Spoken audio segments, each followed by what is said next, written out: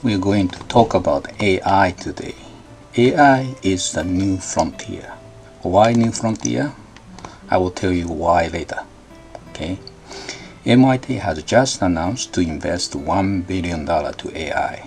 Already received $350 million donation and will be hiring over 50 new faculties for AI. Well, there's no AI major, so they have to create a new one. MIT has been doing so-called fused major. They made the media centers and they want to see art and engineering fused. They want to get rid of the department like electrical engineering, computer science, and mechanical engineering. They've been doing that. Now the AI coming, and AI is a totally different animal, so they have to hire new faculties and make a new department. So even McDonald's announced that they're going to start testing completely automated kitchen. So when you go to McDonald's, what you see is only the people standing in front of cash registers, but the kitchen, no one there. Okay, so what is AI? Well, it started as a game theory about 20-30 years ago, and what's happened is the computer program became very active. They tried to make the program that beat the chess game or any other game, but they couldn't even beat a mature player. Now, military was interested in this game theory because game theory, if that can beat the general in the game theory, having so many infantries and the tanks and all the weapons, the information is overwhelming to the general. Can general do better job than computer program? Military was interested in the game theory, but game theory couldn't perform much. And also game theory is kind of different animal. It's not computer science, it's not electrical engineering, it's not mechanical engineering, it's just algorithm development. So it was kind of put aside until 1996. IBM computer Deep Blue won the chess game against the world champion Mr. Casparov. Okay, then it's got a little bit attention, but that time the game theory was based on rule-based AI. They call AI, but it's a rule-based. What a rule-based AI? The rule-based AI is basically you make an evaluation function for each movement. Is a positive or negative? For example, you take opponent piece that's positive, you lose one negative for each move, and it checks every possible moves to find the answer. So human create the rules and program and do the computer programming. Okay, so that's the approach kind of made in the game theory. So human need to figure out what the best rule is and program it and beat the player. Okay, but this approach has a little problem for the game like a Go. It's just a board game, but it's so strange board game. Initially, there's nothing on the board, and you place like black stone here. The opponent plays white stone here. What are they related? Then you place black stone here.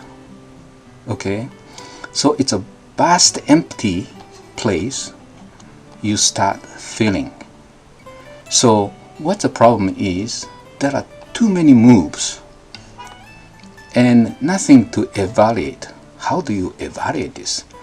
How can you possibly evaluate if placing stone is going to be the good move? Or how about here? Or how about here?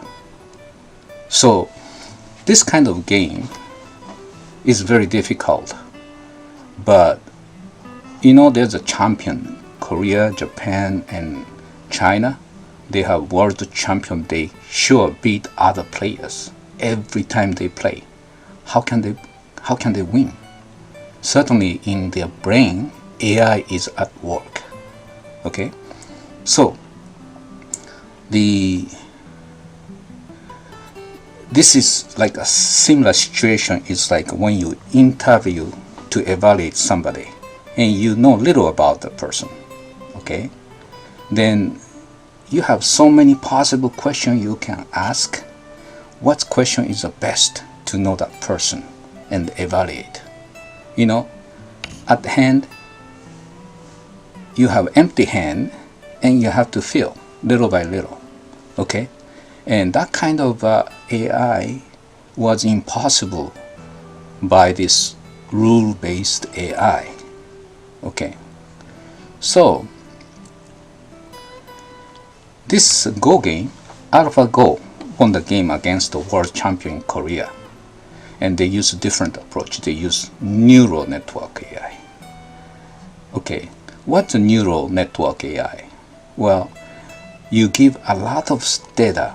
Like for AlphaGo, they give thousands of past good Go play, and they find a pattern and the rules. And not human, computer find a pattern and rules and create the rules by itself, then learn to win. So data basically create program. Data create program.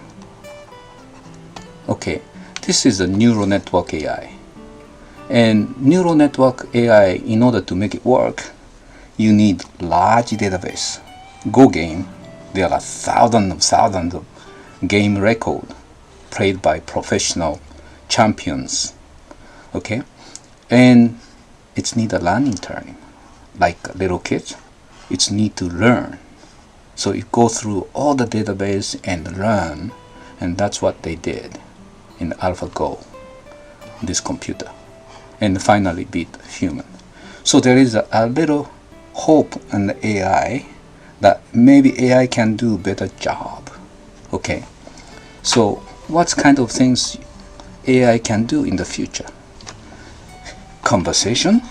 Right now we have voice recognition, and this use some so-called Markov process to figure out what the person speaking, but it doesn't understand the meaning, the context. Well, AI can recognize the context and respond. And right now we have some kind of toy from Amazon, Alexa, and Google and Apple. Those are still very low levels. It doesn't understand the context. It's just understand voice and its knowledge base, so-called knowledge base means you have a knowledge. Once you know, you ask about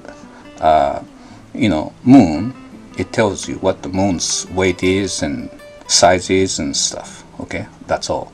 Okay, and better auto driving. Okay, there was accident by Tesla. The camera was wiped out by the sunset light, and the car hit the divider.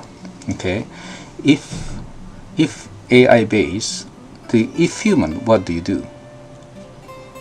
Once your eyes are blinded, you slow down immediately and try to figure out what to do, right? AI can do same thing, but it's auto driving still not mature. Diagnostic, yes, it can do diagnostic. Medical doctor, car diagnostic, the AI can do better than human. Process control, the controlling factory process, AI can do. Accounting for sure, AI can do. Face recognition and security assessment. Well, you look at the face and look at all the record about that person, and for that situation, there is any issue or not. Lending decision. Should we lend the money to this person? Kind of things. So AI will change the landscape of our society for sure. Okay. The adversary is a company try to use that kind of things, use a robot to do the sales work. This is annoying. You know the cell phone already, they keep calling. But hopeful future will be the AI is going to help human, not adversary use. Okay? Thank you for listening. I hope you enjoyed listening, and please check out the videos. We have more interesting subject.